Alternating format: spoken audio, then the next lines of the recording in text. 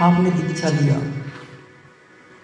इसका मतलब आपने सिग्नेचर कर दिया कि अब आप हमारे डॉक्टर हो, अब आप हमारे बीमारी का ऑपरेशन कर दो। अब आप रोना नहीं, चिल्लाना नहीं, चीखना नहीं। अब जब आपकी बीमारी का ऑपरेशन की जाए, अब बीमारी क्या है? मन की बीमारी कि मैं कुछ बड़ा आदमी हूँ, मैं कुछ कर सकता हूँ। सच बताऊँ बेटा, तुम कुछ कर ही नहीं सकती। मैं खुद कहता हूँ मैं कुछ नहीं कर सकता। मैं करता हूँ भगवान का काम। कृष्ण ने काम किया था अर्जुन को ज्ञान देने का, वही काम अष्टावक्र ने काम किया था राजा जनक को देने का, वही काम। ये परमिशन होता है। कहानियों में जाना अलग बात, विशेष विद्या को सिखाना अलग बात। उनके लिए परमिशन चाहिए। जो कंप्यूटर जानते हैं वो जानते हैं इस बात को।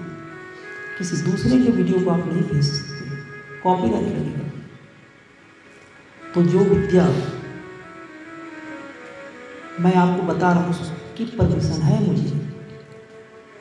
कहानी बता देना अलग बात, फोटो देख लेना, वीडियो देख लेना अलग बात, रामायण पढ़ के सुना देना अलग बात। लेकिन जिस विद्या को रामचंद्र ने वशिष्ठ जी से, विश्वामित्र जी से सीखा है, उसे बता देना, उसके लिए परमिशन चाहिए। मैं सत्य कह रहा हूँ, मुझे भी परमिशन है। मैं हिमालय से इधर नहीं आने वाला था, भगवान ने ऐसा लीला रचा कि मैं आया। मैं उनका काम करता हूँ क्योंकि मुझे वैराग्य था। मेरे माँ बाप ने मुझे शादी करने के लिए बहुत फंसाया, मैं नहीं फंसा, भाग गया। मेरा ही गाँव है, ये मेरा मामा का गाँव है। और जो व्यक्ति इस विद्या को करते हैं उनके पीछे सब लगे रहते हैं, आकर्षण रहती है उसके अंदर। आप भी जान गए, सुबह मैंने बताया था। तो मेरे पीछे कई लगे रहते हैं, लेकिन मैंने उसे भगा देता हूँ, लथेड़ देता हूँ। अगर भगवान के मार्ग में बाधा बने, आप भी जानते हो, अगर आपको मांस खाने की आदत नहीं है तो कैसे मांस खाओगे? आप भी जानते हो इस बात को। आपके सामने जब शराब पीने की आदत नहीं है, शराबी आएगा तो आपको बुरा लगेगा ना, झगड़ा हो जाएगा। तो मेरे साथ भी झगड़ा हो जाता है, लोग मेरे से चिढ़ते हैं, नाराज हो जाते हैं। क्यों भाई? जैसा संग करूँगा वैसे ही रंग होगा, जैसा मेरा रंग है वैसा ही संग होगा।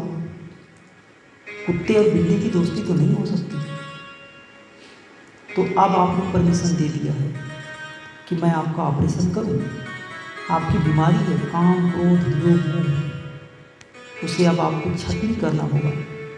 आपको कुछ करने की जरूरत ही नहीं, आपको तो सिर्फ परमिशन देना था, वो आपने दे दिया। अब आपके साथ ज़्यादा क्यों हो? भगवान आपसे प्रेम करते हैं, आपको कष्ट देंगे।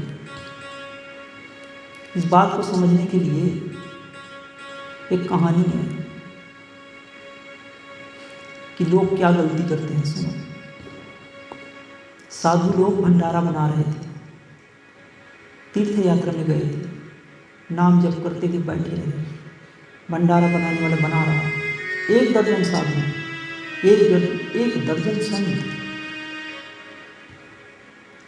लेकिन बाज उसी पेड़ के ऊपर एक सांप को पकड़ के ले आया। सांप विषैला था, मुन्नी नीचे, पूंछ ऊपर, पैर में दबा के बैठे रहा। जो भंडारा बन रहा था वहीं 1-2 बूंद जहर की गिर गई। साधुओं की कोई गलती नहीं, बाज का भी कोई गलती नहीं। बाज का तो भोजन ही है वो, और उसी पेड़ में बैठते थे। साधु की भी कोई गलती नहीं, पेड़ के नीचे छाँव है। अब मुझे बताओ, अगर आप धर्मराज हो, साधु लोगों ने भोजन पा के मर गया, उसका जिम्मा किसके ऊपर? यह पाप किसको दिया जाएगा? जो पाप हो गई फिर से सुनो। साधु लोग मर गए, दर्जन भर साधु थे, भोजन पाया मर गए। तो साधु लोग मर गए, बाज को तो नहीं दिया जा सकता। आप बताओ, ऐसी भी घटना हो सकती है? ऐसी घटना हुई है। तब धर्मराज जी से पूछा गया, अब क्या करें? आप तो सनातनी हो, इस बात को आप जानते हो, कर्म का फल मिलेगा, 200% मिलेगा, देर से ही लेकिन अंधेर ना होगा, मिलेगा। अब क्या करें? तो धर्मराज जी बोलते हैं, ठीक है, ऐसा करो चित्रगुप्त, जो भी व्यक्ति भगवान का भजन करता है, राम का नाम लेता है, हरि करता है या अल्लाह करता है या जिस भी भगवान को मानता है और अपने अंतरात्मा में उतरने की कोशिश जो कर रहा, उनका जो विरोध करते हैं, उनके खाते में लिख दो। साधु की तो कोई गलती थी नहीं। तो जिन ये लोगों ने विरोध करते हैं, कहीं आप तो नहीं हो? आप मुझे बताओ, तुम शांति चाहते हो? तो जब शांति चाहते हो, ध्यान करना चाहते हो, आनंद चाहते हो, तो दूसरों को आनंद और शांति करने में बाधा क्यों बना? आप सोचते हो कि जो कहानी करते हैं उनकी कहानी को रोक दोगे? कहानीकार है बेटा,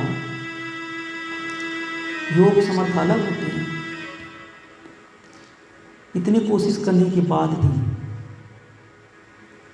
जब आप ध्यान नहीं कर पाते हो, किसी के कराने से हो जाता है, तो कुछ तो समर्थवान होगा। तो आप भी ऐसी गलती नहीं करना। और आपके साथ अगर कष्ट मिल रहा है तो भगवान आपसे प्रेम करता है, भगवान आपके साथ राजी है। जिस दिन से आप भगवान नाम जप करते हो, साधना और सत्संग करते हो, आपके कष्ट बढ़ जाएंगे। तो आप रोना मत, गिड़गिड़ाना मत। अपने कर्म का ही फल मिल रहा है, दूसरों को दोष नहीं देना।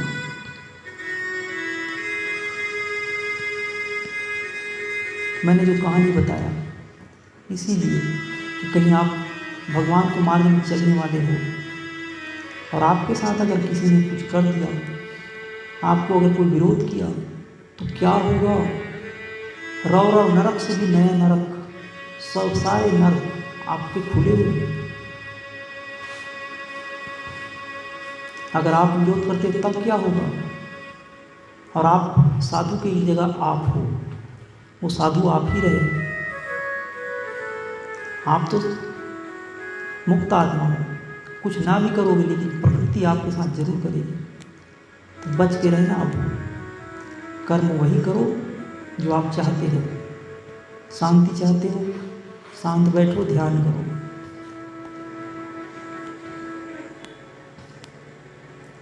जिस दिन से आपने नाम दान ले लिया, सातों पीढ़ी तर गया। तारीख आप लिख लो अपने जो डायरी आपने रखा है, उसमें दिया हुआ है समय और तारीख, उठा कर देखो जीवन को आप पिछड़ा, पहले कैसे थे और अब कैसे हो जाओगे। और इस बात आप समझ लेना, जब लोग आपको विरोध करें तो आप सफल व्यक्ति हो।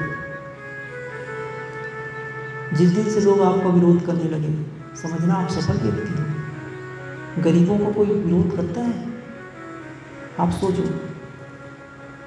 सफ़ेद कपड़े में ही दाग डाली जाती है, उजले कपड़े में मैले तो मैले ही है। तो जब आपके साथ कष्ट होने लगे, आपने दीक्षा ले लिया, भगवान का नाम जपते हो, आपके साथ कष्ट हो रही है, तो समझना कि भगवान आपसे राजी है, आपका भला होने वाला है। तो आज से जब आपने नियम ले लिया, तब आपको लाभ होना चालू हो जाएगा। कर्म करने में बड़ी सावधानी करनी चाहिए। व्यक्ति कर्म तो कर लेता है,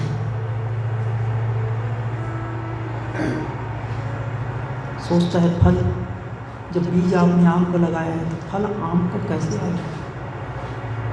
बीज अगर आपने बबूल का लगाया तो आम कैसे आएगा? देर से देर आपको फल जरूर मिलेगा। आप नाम जप करना, ज़्यादा से ज़्यादा करना, ध्यान करना, साधना करना।